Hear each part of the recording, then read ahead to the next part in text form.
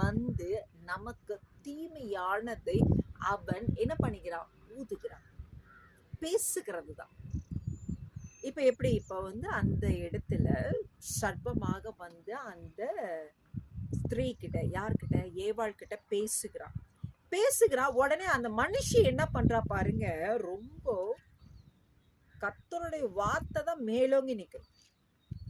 இந்த அம்மா பார்த்தது இதுவரைக்கும் 2 பேரை தான் ஒழுங்கா பார்த்து பழகிருக்காங்க. ஒண்ணு தேவன், இன்னொன்னு அவங்களுடைய கணவர் ஆதாம்.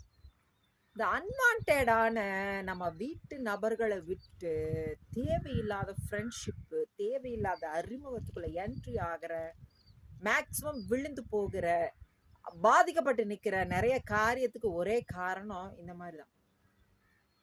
அன்வான்டடான ஒரு பழக்கம், அறிமுகம் நிச்சயமாக ஆபத்துல தான் போய் முடியும். இது